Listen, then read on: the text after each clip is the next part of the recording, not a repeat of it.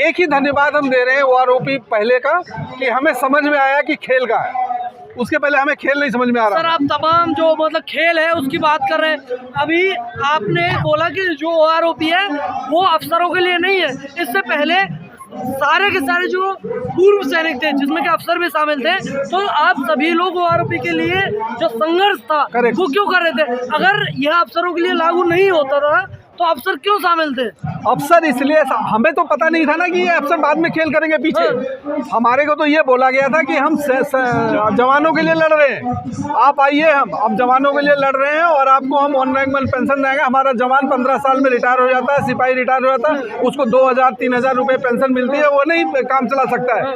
तो उस चक्कर में हम लोग आए थे और हमने सोचा कि ये शायद हमारे लिए लड़ रहे हैं, लेकिन बाद में जब लेटर आया और जब हमें लेटर पढ़ के हमें सारी कहानी समझ में आई तो पता चला कि खेल उल्टा है। 90% तो उनको मिल गया, हम तो सिर्फ 10% में सिमट गए। जो 100, जैसे टोटल बजट अगर 100 रुपये का है तो 90 रुपये ले गए वो लोग, और 10 रुपये में सारे जवान JCO सबको उनको बांट बूट के ख़त्म कर दिया और पकड़ा दिया। और इसके बाद में हम भागते रहे, हमें मिला नहीं, वो लोग लेके चले गए। और उन्होंने ये व्यवस्था कर दी कि जो OROP 2 आएगा उसमें उनको ज़्यादा फायदा होगा, जवानों को नहीं फायदा होगा। जो OROP 2 आया उसमें हमें किसी भी जवान JCOs को, पुराने वालों को 1 पैसा नहीं मिला। JCOs को जो सूबेदार थे, सूबेदार मेजर थे, उनकी 1 पैसे की बढ़ोतरी नहीं। उनको बोला तुमको प्रोटेक्ट कर देंगे हम, उनको 1 पैसे की बढ़ोतरी नहीं दी। वो इसलिए हुआ क्योंकि इन्होंने अपने मल्टीप्लिकेशन फैक्टर बढ़वा लिया, हमारा बढ़ा नहीं। तो इसलिए जो पहले जो उनको मिल रहा था जवान JCO को, वो वहीं पर अटके रह गए और ये नुकसान कर दिया हमारा। अब हमको खेल समझ में आया, फिर हम संगठन अपना लेकर के फिर अपना धरना प्रदर्शन हमने शुरू किया। बट ये है कि हमें खेल समझ में आ गया, ये अच्छी चीज़ हुई मेरा हमारे लिए। मतलब आप ये कह रहे हैं कि जो खेल है, जो आप लोगों के साथ में खेला गया, वो हमारे लिए उसके बारे में आप लोग अवगत नहीं थे। अवगत नहीं था, बिल्कुल ही नहीं अवगत थे, बिल्कुल। लेकिन उसी से जो एक अच्छी चीज़ है वो निकल जाती है, वो ये है कि आप लोगों का जो संगठन है वो एकत्र हो जाता है। JCOs का जो फेडरेशन तक है ऑल ओवर इंडिया में बन जाता है, खड़ा हो जाता है। और हमें खेल की नानी समझ में आ गई। खेल की नानी खेल की नानी खेल की नानी क्या है, हमें भी समझा दीजिए, हमारे दर्शकों को भी। खेल की नानी है मतलब कि ये खेल किसने किया और क्या खेल किया कि किसको फायदा पहुंचे। ये खेल हुआ जो है मिनिस्ट्री ऑफ डिफेंस में, ये अफसरों ने बैठ करके खेला, उसमें MSP का खेल शामिल कर दिया, उसमें जो ये प्री मैच्योर रिटायरमेंट वाला खेल शामिल कर दिया जो इन्होंने किया, प्लस X ग्रुप पे वाला खेल शामिल हो गया इसमें।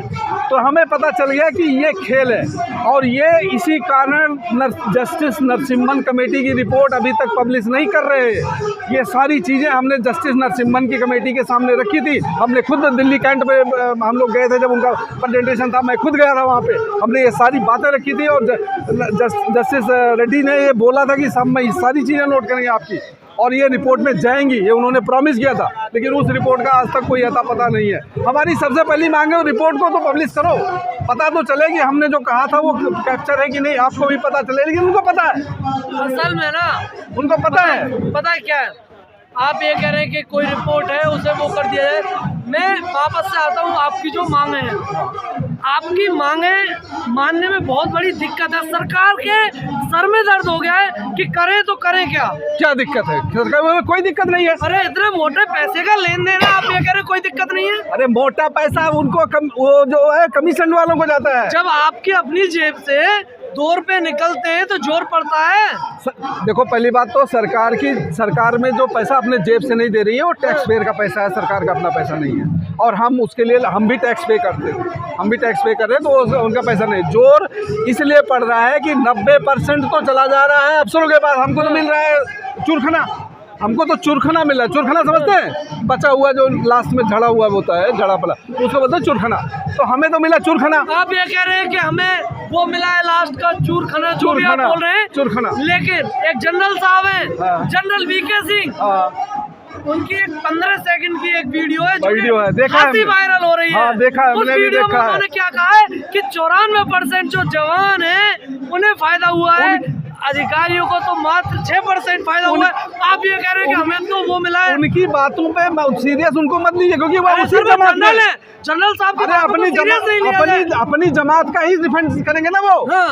वो उसी जमात से हैं जिसके विरुद्ध हमारी लड़ाई है, हाँ। तो अपनी जमात को डिफेंड कर रहे हैं। उसमें प्रॉब्लम का, उसमें मतलब क्या सीरियस लेना, क्यों सीरियस लेना? वो अपने को डिफेंड नहीं करें, वो जनरल साहब है कि जो जवान है उन तक सही आंकड़े वो ना पहुंचते हो, वो जनरल साहब है, जनरल रहे हैं, है ना? हाँ। आज भी जो सरकार है उसका हिस्सा उसके है, मंत्री हैं, है ना? तो दोनों तरफ उनको दोनों उनके डिफेंड पास करना है, में- उनको दोनों डिफेंड करना है। के पास में जो ज्यादातर हाँ, जो आंकड़े हैं, सही आंकड़े, वो उनके पास में रहते होंगे ना सर? आपके पास क्या है? क्या हमारे के सही आंकड़े उनके पास? कुछ आंकड़े आज की दुनिया में सबके पास है, आपके पास है, हमारे पास है।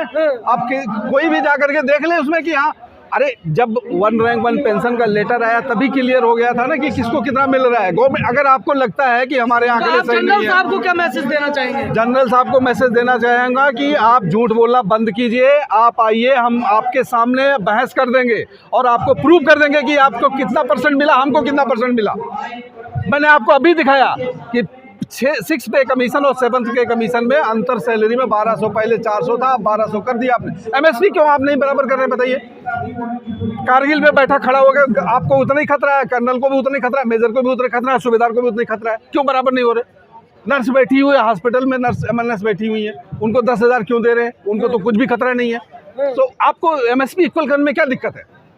और ये आपको पहले ही क्यों नहीं किया आपने? तो एमएसपी इक्वल नहीं कर रहे, 1 रैंक 1 पेंशन में आप जो है मल्टीप्लिकेशन फैक्टर चेंज कर रहे हैं, आपने पीएमआर डाल दिया। अब जो लड़के अब रिटायर होके आएंगे 15 साल में, 16 साल में, उनको आप देंगे नहीं। तो ये तो गलत बात है ना भाई। अच्छा, अब मुझे ये बता दिए, मेरा ये आखिरी सवाल है हाँ जी। कि उम्मीद है कि सरकार आपकी तरफ में कदम बढ़ाएगी? देखो, मैं ऑप्टिमिस्टिक आदमी हूँ और मैं आशावान आदमी हूँ, होना भी चाहिए। और मैं ये जानता हूँ कि मैसेज तो चला गया है गवर्नमेंट के पास में कि हम हाँ। संतुष्ट नहीं हैं। हाँ। और मैं आशा करता हूँ आज नहीं तो कल, नहीं तो परसों, नहीं ना 100% मिलेगा तो 50%, कुछ ना कुछ तो होगा, ये डेफिनेटली है। और मैं इसके प्रति आशान्वित हूँ कि सरकार के पास में मैसेज गया है कि वी आर नॉट हैप्पी। चलिए, धन्यवाद।